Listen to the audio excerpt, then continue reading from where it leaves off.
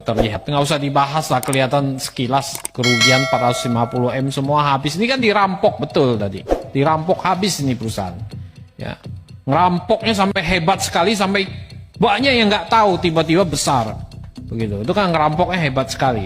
Gitu. Bahkan di rootnya sebetulnya yang ngerampok itu juga ikut-ikutan merampok itu di tahun 2020 dipilih kembali, diangkat kembali. Nah, ini juga pendalaman juga nanti.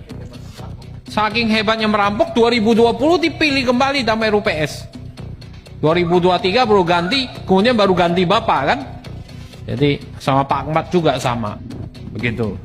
Nah ini menandakan bahwa memang perusahaan ini dirampok sehingga kinerjanya hancur lebur. Tapi Bapak nggak bisa jelaskan juga. Harga jualnya turun, bagaimana korelasi antara EBIT, EBITDA dengan yang lain. Bapak juga nggak bisa jelasin. Karena Bapak bukan orang keuangan kan. Tapi Bapak harus memahami itu. Nggak bisa juga ngomong, nggak bisa, nggak tahu. Dan yang menarik adalah kenapa labanya sangat fluktuatif. 2020 rugi 340 triliun. 2021 untung 1,3 triliun, 340 miliar. 2021 untung 1,3 triliun, 2022 1 triliun, 2023 rugi lagi 450 triliun. Oh sorry, miliar. Harus dijelaskan Pak. Kenapa juga EBITDA-nya turun 71%? Hanya 684 miliar. Nanti sepakat dengan rekan-rekan yang lain, kita akan dalami lebih lanjut. Di mana sebenarnya manajemen perusahaan? Dari 2015 sampai 2023 akhir baru terbongkar. Kan tidak mungkin ini sakdet saknyet.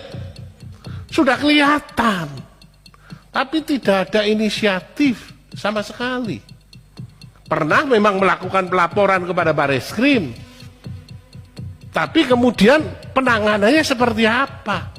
Atau jangan-jangan memang manajemen PT Timah ada ketakutan untuk membongkar. Kalau ada ketakutan itu, maka nanti di rapat panja bongkar semuanya Pak. Karena korupsi yang paling hina Pak. Menurut saya, kejahatan yang paling hina adalah korupsi.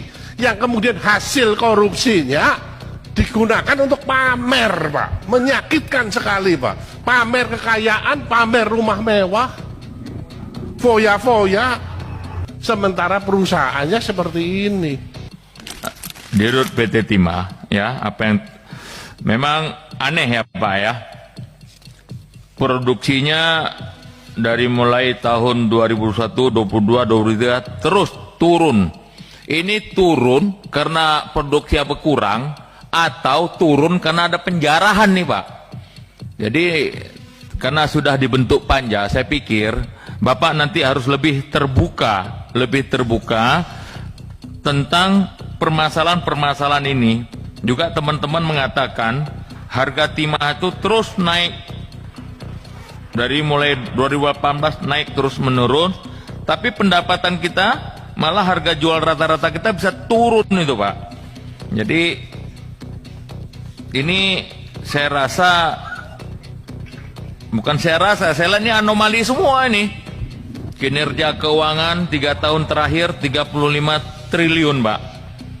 Ya, pendapatan dalam 35 triliun.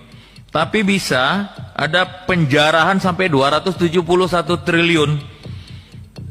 Jadi ini kejam sekali loh Pak. Ini ya, ini akibat penjarahan-penjarahan seperti ini. Bapak bisa rasa sekarang Pak, ya PT Timah ini adalah bahagian bertanggung jawab Pak. Salah satu melemahnya mata uang rupiah Pak. Salah satu kenapa bursa saham kita turun Pak. Ini juga mereka punya andil di sini. Nah, biar kelihatan juga ternyata berapa potensi yang dirugikan daripada kejadian ini. Ini kan kalau perusahaan lingkungan baru taksiran, bahkan bisa lebih. Tapi sebenarnya nilai aktualnya dari tambang ilegal, kemudian yang sudah ilegal dibeli lagi sampai Timah dengan harga lebih mahal. Berapa sebenarnya?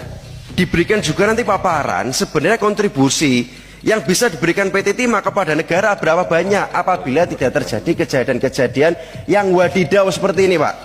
Coba dicek reklamasinya PT Timah sejauh apa. Pamerkan kepada kita, Pak. Jadi 4 poin ini yang saya minta, Pak. Penjelasan nanti financial report yang benar-benar prudent, kemudian yang luasan lahan dan juga kapasitas produksinya dan yang bisa diproduksi setiap tahun berapa besar. Kemudian yang ketiga, kontribusi terhadap negara berapa besar apabila tidak terjadi kejadian seperti ini. Yang keempat, berkaitan dengan proses reklamasi. Karena di awal Bapak menjelaskan ada paparan berkaitan dengan reklamasi, Pak, perbaikan lingkungan baik di darat ataupun di laut.